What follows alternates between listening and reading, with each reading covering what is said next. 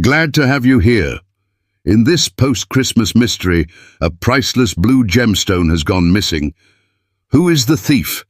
And why did it end up inside a goose?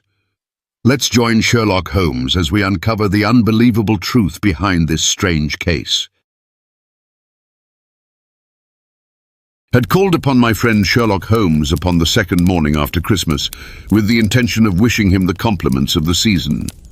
He was lounging upon the sofa in a purple dressing gown, a pipe rack within his reach upon the right, and a pile of crumpled morning papers, evidently newly studied, near at hand. Beside the couch was a wooden chair, and on the angle of the back hung a very seedy and disreputable hard felt hat, much the worse for wear, and cracked in several places. A lens and a forceps lying upon the seat of the chair suggested that the hat had been suspended in this manner for the purpose of examination. "You are engaged," said I. "Perhaps I interrupt you." "Not at all. I am glad to have a friend with whom I can discuss my results. The matter is a perfectly trivial one." He jerked his thumb in the direction of the old hat. "But there are points in connection with it which are not entirely devoid of interest and even of instruction." I seated myself in his armchair and warmed my hands before his crackling fire, for a sharp frost had set in, and the windows were thick with the ice crystals. "I suppose," I remarked, "that homely as it looks, this thing has some deadly story linked onto it. That it is the clue which will guide you in the solution of some mystery and the punishment of some crime." No crime," said Sherlock Holmes, laughing. "Only one of those whimsical little incidents which will happen when you have 4 million human beings all jostling each other within the space of a few square miles. Amid the action and reaction of so dense a swarm of humanity, every possible combination of events may be expected to take place, and many a little problem will be presented which may be striking and bizarre without being criminal. We have already had experience of such. So much so," I remarked, "that of the last 6 cases which I have added to my notes, 3 have been entirely free of any legal crime." "Precisely. You allude to my attempt to recover the Irene Adler papers, to the singular case of Miss Mary Sutherland, and to the adventure of the man with the twisted lip. Well, I have no doubt that this small matter will fall into the same innocent category. You know Peterson, the commissionaire?" "Yes. It is to him that this trophy belongs. It is his hat." No, he found it. Its owner is unknown. I beg that you will look upon it, not as a battered billycock, but as an intellectual problem. And first as to how it came here. It arrived upon Christmas morning, in company with a good fat goose, which is, I have no doubt, roasting at this moment in front of Peterson's fire. The facts are these. About 4 o'clock on Christmas morning, Peterson, who, as you know, is a very honest fellow, was returning from some small jollification and was making his way homeward down Tottenham Court Road. In front of him he saw, in the gaslight, a tallish man, walking with a slight stagger and carrying a white goose slung over his shoulder. As he reached the corner of Goodge Street, a row broke out between this stranger and a little knot of roughs. One of the latter knocked off the man's hat, on which he raised his stick to defend himself, and swinging it over his head, smashed the shop window behind him. Peterson had rushed forward to protect the stranger from his assailants, but the man, shocked at having broken the window and seeing an official-looking person in uniform rushing towards him, dropped his goose, took to his heels, and vanished amid the labyrinth of small streets which lie at the back of Tottenham Court Road. The roughs had also fled at the appearance of Peterson, so that he was left in possession of the field of battle, and also of the spoils of victory in the shape of this battered hat and a most unimpeachable Christmas goose, which surely he restored to their owner. My dear fellow, there lies the problem. It is true that for Mrs. Henry Baker was printed upon a small card which was tied to the bird's left leg, and it is also true that the initials H.B. are legible upon the lining of this hat. But as there are some thousands of bakers and some hundreds of Henry Bakers in this city of ours, it is not easy to restore lost property to any one of them." What then did Peterson do? He brought round both Hat and Goose to me on Christmas morning, knowing that even the smallest problems are of interest to me. The Goose we retained until this morning, when there were signs that in spite of the slight frost, it would be well that it should be eaten without unnecessary delay. Its finder has carried it off, therefore, to fulfill the ultimate destiny of a goose, while I continue to retain the hat of the unknown gentleman who lost his Christmas dinner. Did he not advertise? No. Then, what clue could you have as to his identity? Only as much as we can deduce. From his hat? Precisely. But you are joking. What can you gather from this old battered felt? Here is my lens. You know my methods. What can you gather yourself as to the individuality of the man who has worn this article? I took the tattered object in my hands and turned it over rather ruefully. It was a very ordinary black hat of the usual round shape, hard and much the worse for wear. The lining had been of red silk, but was a good deal discoloured. There was no maker's name, but, as Holmes had remarked, the initials HB were scrawled upon one side. It was pierced in the brim for a hat securer, but the elastic was missing. For the rest, it was cracked, exceedingly dusty, and spotted in several places, although there seemed to have been some attempt to hide the discoloured patches by smearing them with ink. "I can see nothing," said I, handing it back to my friend. "On the contrary, Watson, you can see everything. You fail, however, to reason from what you see. You are too timid in drawing your inferences. Then pray tell me what it is that you can infer from this hat." He picked it up and gazed at it in the peculiar introspective fashion which was characteristic of him. "It is perhaps less suggestive than it might have been," he remarked, "and yet there are a few inferences which are very distinct, and a few others which represent at least a strong balance of probability. That the man was highly intellectual is of course obvious upon the face of it, and also that he was fairly well-to-do within the last 3 years, although he has now fallen upon evil days.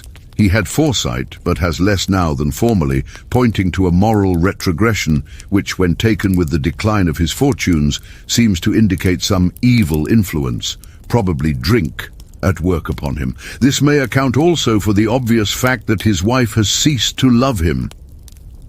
My dear Holmes, he has, however, retained some degree of self-respect," he continued, disregarding my remonstrance. "He is a man who leads a sedentary life, goes out little, is out of training entirely, is middle-aged, has grizzled hair which he has had cut within the last few days, and which he anoints with lime cream. These are the more patent facts which are to be deduced from his hat. Also, by the way, that it is extremely improbable that he has gas laid on in his house." "You are certainly joking, Holmes." "Not in the least. Is it possible that even now, when I give you these results, you are unable to see how they are attained? I have no doubt that I am very stupid, but I must confess that I am unable to follow you. For example, how did you deduce that this man was intellectual?" For answer, Holmes clapped the hat upon his head. It came right over the forehead and settled upon the bridge of his nose. "It is a question of cubic capacity," said he. "A man with so large a brain must have something in it." "The decline of his fortunes, then? This hat is 3 years old. These flat brims curled at the edge came in then. It is a hat of the very best quality. Look at the band of ribbed silk and the excellent lining. If this man could afford to buy so expensive a hat 3 years ago, and has had no hat since, then he has assuredly gone down in the world. Well, that is clear enough, certainly. But how about the foresight and the moral retrogression?" Sherlock Holmes laughed. "Here is the foresight," said he, putting his finger upon the little disc and loop of the hat securer. "They are never sold upon hats. If this man ordered one, it is a sign of a certain amount of foresight, since he went out of his way to take this precaution against the wind. But since we see that he has broken the elastic and has not troubled to replace it, it is obvious that he has less foresight now than formerly, which is a distinct proof of a weakening nature. On the other hand, he has endeavored to conceal some of these stains upon the felt by daubing them with ink, which is a sign that he has not entirely lost his self-respect. Your reasoning is certainly plausible. The further points that he is middle-aged, that his hair is grizzled, that it has been recently cut, and that he uses lime cream, are all to be gathered from a close examination of the lower part of the lining. The lens discloses a large number of hair ends, clean cut by the scissors of the barber. They all appear to be adhesive, and there is a distinct odor of lime cream. This dust, you will observe, is not the gritty grey dust of the street, but the fluffy brown dust of the house, showing that it has been hung up indoors most of the time, while the marks of moisture upon the inside are proof positive that the wearer perspired very freely and could, therefore, hardly be in the best of training. But his wife, you said that she had ceased to love him. This hat has not been brushed for weeks. When I see you, my dear Watson, with a week's accumulation of dust upon your hat, and when your wife allows you to go out in such a state, I shall fear that you also have been unfortunate enough to lose your wife's affection. But he might be a bachelor. Nay, he was bringing home the goose as a peace offering to his wife. Remember the card upon the bird's leg. You have an answer to everything, but how on earth do you deduce that the gas is not laid on in his house? One tallow stain, or even two, might come by chance, but when I see no less than 5, I think that there can be little doubt that the individual must be brought into frequent contact with burning tallow, walks upstairs at night probably, with his hat in one hand and a guttering candle in the other. Anyhow, he never got tallow stains from a gas jet. Are you satisfied? Well, it is very ingenious, said I, laughing. But since, as you said just now, there has been no crime committed and no harm done, save the loss of a goose, all this seems to be rather a waste of energy. Sherlock Holmes had opened his mouth to reply when the door flew open, and Peterson, the commissionaire, rushed into the apartment with flushed cheeks and the face of a man who is dazed with astonishment. "The goose, Mr. Holmes." "The goose, sir," he gasped. "Eh? What of it, then? Has it returned to life and flapped off through the kitchen window?" Holmes twisted himself round upon the sofa to get a fairer view of the man's excited face. "See here, sir. See what my wife found in its crop." He held out his hand and displayed upon the centre of the palm a brilliantly scintillating blue stone, rather smaller than a bean in size, but of such purity and radiance that it twinkled like an electric point in the dark hollow of his hand. Sherlock Holmes sat up with a whistle. "By Jove, Peterson," said he, "this is treasure trove indeed. I suppose you know what you have got?" "A diamond, sir. A precious stone. It cuts into glass as though it were putty." "It's more than a precious stone. It is the precious stone." "Not the Countess of Morcar's blue carbuncle," I ejaculated. "Precisely so. I ought to know its size and shape, seeing that I have read the advertisement about it in the Times every day lately. It is absolutely unique, and its value can only be conjectured, but the reward offered of £1,000 is certainly not within a 20th part of the market price." £1,000! Great Lord of mercy! The commissionaire plumped down into a chair and stared from one to the other of us. "That is the reward. And I have reason to know that there are sentimental considerations in the background which would induce the Countess to part with half her fortune if she could but recover the gem. It was lost, if I remember aright, at the Hotel Cosmopolitan," I remarked. "Precisely so, on December 22nd, just 5 days ago. John Horner, a plumber, was accused of having abstracted it from the lady's jewel case. The evidence against him was so strong that the case has been referred to the assizes. I have some account of the matter here, I believe." He rummaged amid his newspapers, glancing over the dates, until at last he smoothed one out, doubled it over, and read the following paragraph. "Hotel Cosmopolitan Jewel Robbery. John Horner, 26 plumber, was brought up upon the charge of having upon the 22nd instant abstracted from the jewel case of the Countess of Morcar the valuable gem known as the Blue Carbuncle. James Ryder, upper attendant at the hotel, gave his evidence to the effect that he had shown Horner up to the dressing room of the Countess of Morcar upon the day of the robbery, in order that he might solder the second bar of the grate, which was loose. He had remained with Horner some little time, but had finally been called away. On returning, he found that Horner had disappeared, that the bureau had been forced open, and that the small Morocco casket in which, as it afterwards transpired, the Countess was accustomed to keep her jewel, was lying empty upon the dressing table. Ryder instantly gave the alarm, and Horner was arrested the same evening, but the stone could not be found either upon his person or in his rooms.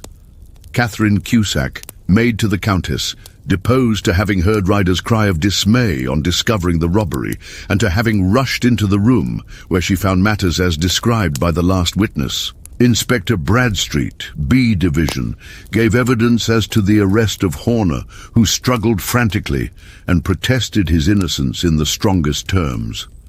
Evidence of a previous conviction for robbery having been given against the prisoner, the magistrate refused to deal summarily with the offence, but referred it to the assizes. Horner, who had shown signs of intense emotion during the proceedings, fainted away at the conclusion and was carried out of court. So much for the police court, said Holmes thoughtfully, tossing aside the paper. The question for us now to solve is the sequence of events leading from a rifled jewel case at one end to the crop of a goose in Tottenham Court Road at the other.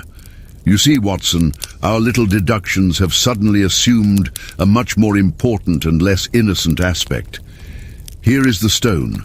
The stone came from the goose, and the goose came from Mr. Henry Baker, the gentleman with the bad hat, and all the other characteristics with which I have bored you. So now we must set ourselves very seriously to finding this gentleman and ascertaining what part he has played in this little mystery. To do this, we must try the simplest means first, and these lie undoubtedly in an advertisement in all the evening papers. If this fails, I shall have recourse to other methods. What will you say? Give me a pencil and that slip of paper. Now then, found at the corner of Goodge Street a goose and a black felt hat.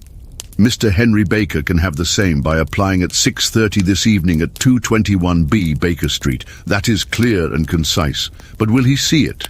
Well, he is sure to keep an eye on the papers, since, to a poor man, the loss was a heavy one. He was clearly so scared by his mischance in breaking the window and by the approach of Peterson that he thought of nothing but flight.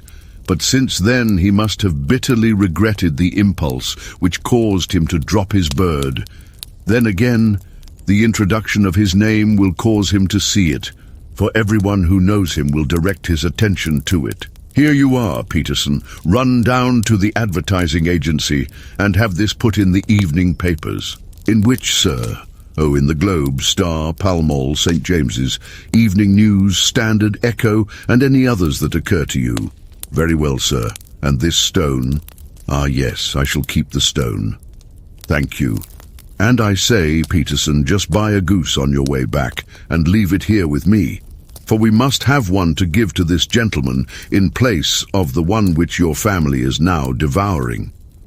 When the commissionaire had gone, Holmes took up the stone and held it against the light.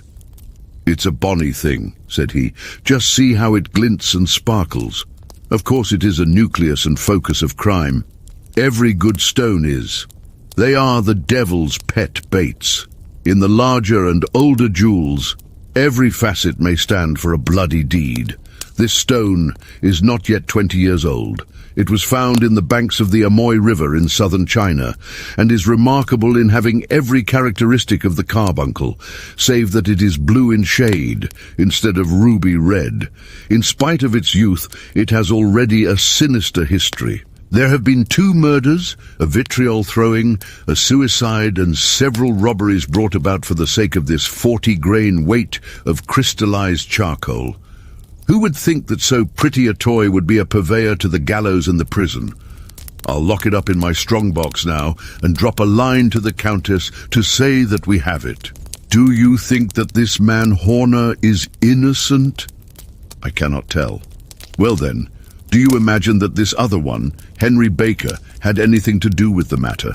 It is, I think, much more likely that Henry Baker is an absolutely innocent man who had no idea that the bird which he was carrying was of considerably more value than if it were made of solid gold.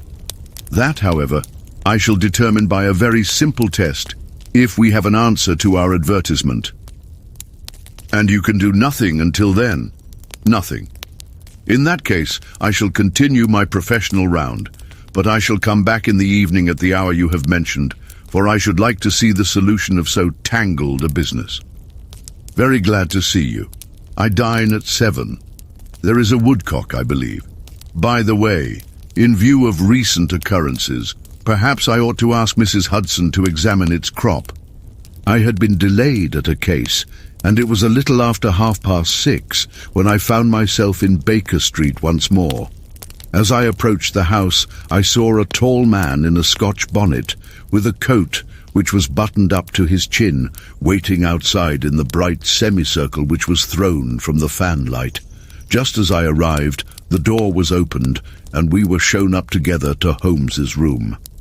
"Mr. Henry Baker, I believe," said he, rising from his armchair and greeting his visitor with the easy air of geniality which he could so readily assume. "Pray take this chair by the fire, Mr. Baker. It is a cold night, and I observe that your circulation is more adapted for summer than for winter. Ah, Watson, you have just come at the right time. Is that your hat, Mr. Baker?" "Yes, sir, that is undoubtedly my hat." He was a large man, with rounded shoulders, a massive head, and a broad, intelligent face, sloping down to a pointed beard of grizzled brown. A touch of red in nose and cheeks, with a slight tremor of his extended hand, recalled Holmes's surmise as to his habits. His rusty black frock-coat was buttoned right up in front, with the collar turned up, and his lank wrists protruded from his sleeves without a sign of cuff or shirt. He spoke in a slow, staccato fashion, choosing his words with care, and gave the impression generally of a man of learning and letters who had had ill usage at the hands of fortune. "We have retained these things for some days," said Holmes, "because we expected to see an advertisement from you giving your address. I am at a loss to know now why you did not advertise." Our visitor gave a rather shamefaced laugh. "Shillings have not been so plentiful with me as they once were," he remarked. "I had no doubt that the gang of roughs who assaulted me had carried off both my hat and the bird. I did not care to spend more money in a hopeless attempt at recovering them." "Very naturally. By the way, about the bird, we were compelled to eat it. To eat it!" Our visitor half rose from his chair in his excitement. "Yes, it would have been of no use to anyone had we not done so. But I presume that this other goose upon the sideboard, which is about the same weight and perfectly fresh, will answer your purpose equally well." "Oh, certainly, certainly," answered Mr. Baker with a sigh of relief. "Of course, we still have the feathers, legs, crop and so on of your own bird, so if you wish—" The man burst into a hearty laugh. "They might be useful to me as relics of my adventure," said he, "but beyond that I can hardly see what use the disjecta membra of my late acquaintance are going to be to me. No, sir, I think that, with your permission, I will confine my attentions to the excellent bird which I perceive upon the sideboard." Sherlock Holmes glanced sharply across at me with a slight shrug of his shoulders. "There is your hat, then, and there your bird," said he. "By the way, would it bore you to tell me where you got the other one from? I am somewhat of a fowl fancier, and I have seldom seen a better-grown goose." "Certainly, sir," said Baker, who had risen and tucked his newly gained property under his arm. "There are a few of us who frequent the Alpha Inn near the museum. We are to be found in the museum itself during the day, you understand. This year, our good host, Windigate by name, instituted a goose club, by which, on consideration of some few pence every week, we were each to receive a bird at Christmas. My pence were duly paid, and the rest is familiar to you. I am much indebted to you, sir, for a Scotch bonnet is fitted neither to my years nor my gravity." With a comical pomposity of manner, he bowed solemnly to both of us and strode off upon his way. "So much for Mr. Henry Baker," said Holmes, when he had closed the door behind him. "It is quite certain that he knows nothing whatever about the matter. Are you hungry, Watson?" "Not particularly." "Then I suggest that we turn our dinner into a supper and follow up this clue while it is still hot, by all means." It was a bitter night, so we drew on our ulsters and wrapped cravats about our throats. Outside, the stars were shining coldly in a cloudless sky, and the breath of the passers-by blew out into smoke like so many pistol shots. Our footfalls rang out crisply and loudly as we swung through the Doctor's Quarter, Wimpole Street, Harley Street, and so through Wigmore Street into Oxford Street. In a quarter of an hour, we were in Bloomsbury at the Alpha Inn, which is a small public house at the corner of one of the streets which runs down into Holborn. Holmes pushed open the door of the private bar and ordered 2 glasses of beer from the ruddy-faced, white-aproned landlord. "Your beer should be excellent if it is as good as your geese," said he. "My geese?" The man seemed surprised. "Yes, I was speaking only half an hour ago to Mr. Henry Baker, who was a member of your Goose Club." "Ah, yes, I see. But you see, sir, them's not our geese." "Indeed, whose then?" "Well, I got the 2 dozen from a salesman in Covent Garden." "Indeed?" "I know some of them." "Which was it?" "Breckinridge is his name." "Ah, I don't know him." "Well, here's your good health, landlord, and prosperity to your house. Good night. Now for Mr. Breckinridge," he continued, buttoning up his coat as we came out into the frosty air. "Remember, Watson, that though we have so homely a thing as a goose at one end of this chain, we have at the other a man who will certainly get 7 years penal servitude unless we can establish his innocence. It is possible that our inquiry may but confirm his guilt, but in any case we have a line of investigation which has been missed by the police and which a singular chance has placed in our hands. Let us follow it out to the bitter end. Faces to the south then, and quick march." We passed across Holborn down Endell Street, and so through a zigzag of slums to Covent Garden Market. One of the largest stalls bore the name of Breckinridge upon it, and the proprietor, a horsey-looking man with a sharp face and trim side whiskers, was helping a boy to put up the shutters. "Good evening." "It's a cold night," said Holmes. The salesman nodded and shot a questioning glance at my companion. "Sold out of geese, I see," continued Holmes, pointing at the bare slabs of marble. "Let you have 500 tomorrow morning." "That's no good." "Well, there are some on the stall with the gas flare." "Ah, but I was recommended to you." "Who by?" "The landlord of the Alpha." "Oh, yes, I sent him a couple of dozen. Fine birds they were, too. Now, where did you get them from?" To my surprise, the question provoked a burst of anger from the salesman. "Now then, mister," said he, with his head cocked and his arms akimbo, "what are you driving at? Let's have it straight now." "It is straight enough. I should like to know who sold you the geese which you supplied to the Alpha." "Well then, I shan't tell you, so now."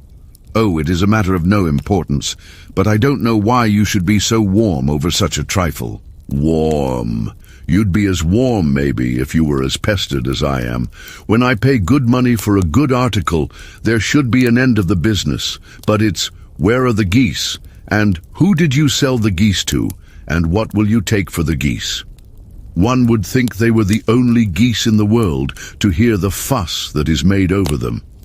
"Well, I have no connection with any other people who have been making inquiries," said Holmes carelessly. "If you won't tell us, the bet is off, that is all. But I'm always ready to back my opinion on a matter of fowls, and I have a 5 on it that the bird I ate is country bred." "Well then, you've lost your 5, for it's town bred," snapped the salesman. "It's nothing of the kind." "I say it is." "I don't believe it.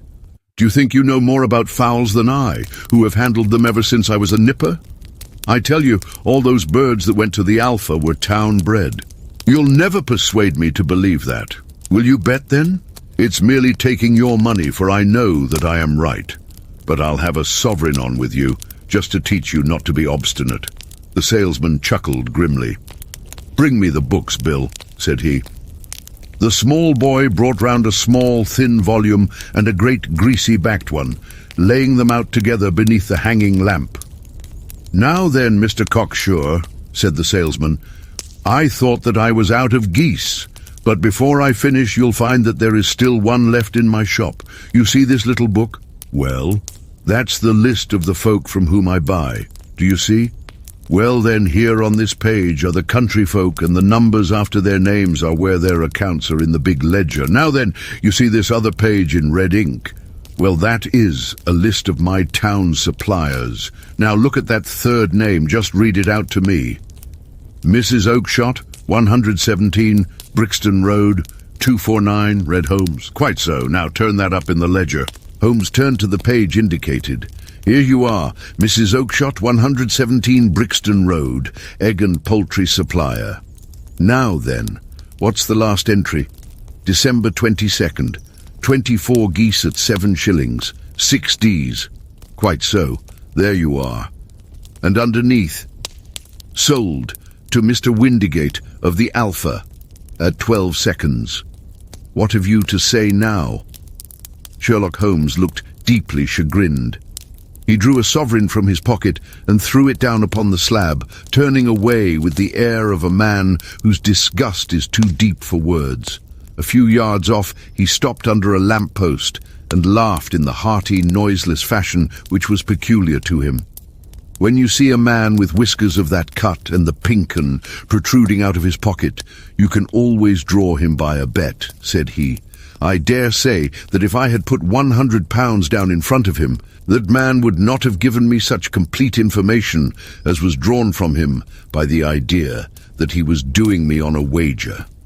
Well, Watson, we are, I fancy, nearing the end of our quest, and the only point which remains to be determined is whether we should go on to this Mrs. Oakshott tonight, or whether we should reserve it for tomorrow. It is clear from what that surly fellow said that there are others besides ourselves who are anxious about the matter, and I should—" His remarks were suddenly cut short by a loud hubbub which broke out from the stall which we had just left. Turning round, we saw a little rat-faced fellow standing in the centre of the circle of yellow light which was thrown by the swinging lamp, while Breckenridge, the salesman, framed in the door of his stall, was shaking his fists fiercely at the cringing figure. "I've had enough of you and your geese," he shouted. "I wish you were all at the devil together. If you come pestering me any more with your silly talk, I'll set the dog at you. You bring Mrs. Oakshott here and I'll answer her, but what have you to do with it? Did I buy the geese off you? No, but one of them was mine all the same," whined the little man. "Well then, ask Mrs. Oakshott for it. She told me to ask you. Well, you can ask the King of Prussia for all I care. I've had enough of it. Get out of this." He rushed fiercely forward, and the inquirer flitted away into the darkness. "Ha! This may save us a visit to Brixton Road," whispered Holmes. "Come with me, and we will see what is to be made of this fellow." Striding through the scattered knots of people who lounged round the flaring stalls, my companion speedily overtook the little man and touched him upon the shoulder. He sprang round, and I could see in the gaslight that every vestige of colour had been driven from his face. "Who are you, then? What do you want?" he asked in a quavering voice. "You will excuse me," said Holmes blandly, "but I could not help overhearing the questions which you put to the salesman just now. I think that I could be of assistance to you." "You? Who are you? How could you know anything of the matter?" "My name is Sherlock Holmes. It is my business to know what other people don't know." "But you can know nothing of this?" "Excuse me, I know everything of it. You are endeavouring to trace some geese which were sold by Mrs. Oakshott of Brixton Road to a salesman named Breckenridge, by him in turn to Mr. Windigate of the Alpha, and by him to his club, of which Mr. Henry Baker is a member." "Oh, sir, you are the very man whom I have longed to meet," cried the little fellow, with outstretched hands and quivering fingers. "I can hardly explain to you how interested I am in this matter." Sherlock Holmes hailed a four-wheeler which was passing. "In that case, we had better discuss it in a cozy room rather than in this windswept marketplace," said he. "But pray tell me, before we go farther, who it is that I have the pleasure of assisting." The man hesitated for an instant. "My name is John Robinson," he answered with a sidelong glance. No, the real name," said Holmes sweetly. "It is always awkward doing business with an alias." A flush sprang to the white cheeks of the stranger. "Well then," said he, "my real name is James Ryder." "Precisely so. Head attendant at the Hotel Cosmopolitan. Pray step into the cab, and I shall soon be able to tell you everything which you would wish to know." The little man stood glancing from one to the other of us with half-frightened, half-hopeful eyes, as one who is not sure whether he is on the verge of a windfall or of a catastrophe. Then he stepped into the cab, and in half an hour we were back in the sitting room at Baker Street. Nothing had been said during our drive, but the high, thin breathing of our new companion and the claspings and unclaspings of his hands spoke of the nervous tension within him. "Here we are," said Holmes cheerily as we filed into the room. "The fire looks very seasonable in this weather. You look cold, Mr. Ryder. Pray take the basket chair. I will just put on my slippers before we settle this little matter of yours. Now then, you want to know what became of those geese?" "Yes, sir. Or rather, I fancy of that goose. It was one bird, I imagine, in which you were interested. White, with a black bar across the tail." Ryder quivered with emotion. "Oh, sir," he cried, "can you tell me where it went to?" "It came here." "Here?" "Yes, and a most remarkable bird it proved. I don't wonder that you should take an interest in it. It laid an egg after it was dead, the bonniest, brightest little blue egg that ever was seen. I have it here in my museum." Our visitor staggered to his feet and clutched the mantelpiece with his right hand. Holmes unlocked his strongbox and held up the blue carbuncle, which shone out like a star, with a cold, brilliant, many-pointed radiance. Ryder stood glaring with a drawn face, uncertain whether to claim or to disown it. "The game's up, Ryder," said Holmes quietly. "Hold up, man, or you'll be into the fire. Give him an arm back into his chair, Watson.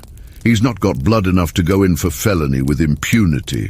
Give him a dash of brandy. So, now he looks a little more human. What a shrimp it is, to be sure." For a moment he had staggered and nearly fallen, but the brandy brought a tinge of colour into his cheeks, and he sat staring with frightened eyes at his accuser. "I have almost every link in my hands, and all the proofs which I could possibly need, so there is little which you need tell me. Still, that little may as well be cleared up to make the case complete. You had heard, Ryder, of this blue stone of the Countess of Morcar's." "It was Catherine Cusack who told me of it," said he in a crackling voice. "I see, her ladyship's waiting maid. Well, the temptation of sudden wealth so easily acquired was too much for you, as it has been for better men before you, but you were not very scrupulous in the means you used. It seems to me, Ryder, that there is the making of a very pretty villain in you. You knew that this man, Horner, the plumber, had been concerned in some such matter before, and that suspicion would rest the more readily upon him. What did you do then? You made some small job in my lady's room, you and your confederate Cusack, and you managed that he should be the man sent for. Then, when he had left, you rifled the jewel case, raised the alarm, and had this unfortunate man arrested. You then—" Ryder threw himself down suddenly upon the rug and clutched at my companion's knees. "For God's sake, have mercy," he shrieked. "Think of my father, of my mother. It would break their hearts. I never went wrong before. I never will again. I swear it. I'll swear it on a Bible. Oh, don't bring it into court. For Christ's sake, don't." "Get back into your chair," said Holmes sternly. "It is very well to cringe and crawl now, but you thought little enough of this poor Horner in the dock for a crime of which he knew nothing. I will fly, Mr. Holmes. I will leave the country, sir. Then the charge against him will break down. We will talk about that. And now let us hear a true account of the next act. How came the stone into the goose, and how came the goose into the open market? Tell us the truth." for there lies your only hope of safety." Ryder passed his tongue over his parched lips. "I will tell you it just as it happened, sir," said he. "When Horner had been arrested, it seemed to me that it would be best for me to get away with the stone at once, for I did not know at what moment the police might not take it into their heads to search me and my room. There was no place about the hotel where it would be safe. I went out as if on some commission, and I made for my sister's house. She had married a man named Oakshott and lived in Brixton Road, where she fattened fowls for the market. All the way there, every man I met seemed to me to be a policeman or a detective. And for all that it was a cold night, the sweat was pouring down my face before I came to the Brixton Road. My sister asked me what was the matter and why I was so pale. But I told her that I had been upset by the jewel robbery at the hotel. Then I went into the backyard and smoked a pipe and wondered what it would be best to do. I had a friend once called Maudsley who went to the bad and has just been serving his time in Pentonville. One day he had met me and fell into talk about the ways of thieves and how they could get rid of what they stole. I knew that he would be true to me, for I knew one or two things about him, so I made up my mind to go right on to Kilburn, where he lived, and take him into my confidence. He would show me how to turn the stone into money, but how to get to him in safety. I thought of the agonies I had gone through in coming from the hotel. I might at any moment be seized and searched, and there would be the stone in my waistcoat pocket. I was leaning against the wall at the time and looking at the geese which were waddling about round my feet, and suddenly an idea came into my head which showed me how I could beat the best detective that ever lived. My sister had told me some weeks before that I might have the pick of her geese for a Christmas present, and I knew that she was always as good as her word. I would take my goose now, and in it I would carry my stone to Kilburn. There was a little shed in the yard, and behind this I drove one of the birds, a fine big one, white with a barred tail. I caught it, and prying its bill open, I thrust the stone down its throat as far as my finger could reach. The bird gave a gulp, and I felt the stone pass along its gullet and down into its crop. But the creature flapped and struggled, and out came my sister to know what was the matter. As I turned to speak to her, the brute broke loose and fluttered off among the others. "Whatever were you doing with that bird, Jem?" says she. "Well," said I, "you said you'd give me one for Christmas, and I was feeling which was the fattest." "Oh," says she, "we've set yours aside for you. Jem's bird, we call it. It's the big white one over yonder. There's 26 of them, which makes one for you and one for us, and 2 dozen for the market." "Thank you, Maggie," says I. "But if it is all the same to you, I'd rather have that one I was handling just now." "The other is a good 3 pound heavier," said she, "and we fattened it expressly for you." "Never mind, I'll have the other, and I'll take it now," said I. "Oh, just as you like," said she, a little huffed. "Which is it you want, then?" "That white one with the barred tail right in the middle of the flock." "Oh, very well. Kill it and take it with you." Well, I did what she said, Mr. Holmes, and I carried the bird all the way to Kilburn. I told my pal what I had done, for he was a man that it was easy to tell a thing like that to. He laughed until he choked, and we got a knife and opened the goose. My heart turned to water, for there was no sign of the stone, and I knew that some terrible mistake had occurred. I left the bird, rushed back to my sister's, and hurried into the backyard. There was not a bird to be seen there. "Where are they all, Maggie?" I cried. "Gone to the dealers, Jem." "Which dealers?" "Breckenridge, of Covent Garden." "But was there another with a barred tail?" I asked. "The same as the one I chose?" "Yes, Jem. There were 2 barred-tailed ones, and I could never tell them apart." "Well then, of course I saw it all, and I ran off as hard as my feet would carry me to this man Breckenridge. But he had sold the lot at once, and not one word would he tell me as to where they had gone. You heard him yourselves tonight. Well, he has always answered me like that. My sister thinks that I'm going mad. Sometimes I think that I am myself, And now I am myself a branded thief, without ever having touched the wealth for which I sold my character. God help me! God help me!" He burst into convulsive sobbing, with his face buried in his hands. There was a long silence, broken only by his heavy breathing and by the measured tapping of Sherlock Holmes's fingertips upon the edge of the table. Then my friend rose and threw open the door. "Get out," said he. "What, sir? Oh, heaven bless you. No more words. Get out." And no more words were needed. There was a rush, a clatter upon the stairs, the bang of a door, and the crisp rattle of running footfalls from the street. "After all, Watson," said Holmes, reaching up his hand for his clay pipe, "I am not retained by the police to supply their deficiencies. If Horner were in danger, it would be another thing, but this fellow will not appear against him, and the case must collapse. I suppose that I am commuting a felony, but it is just possible that I am saving a soul. This fellow will not go wrong again. He is too terribly frightened. Send him to jail now, and you make him a jailbird for life. Besides, it is the season of forgiveness.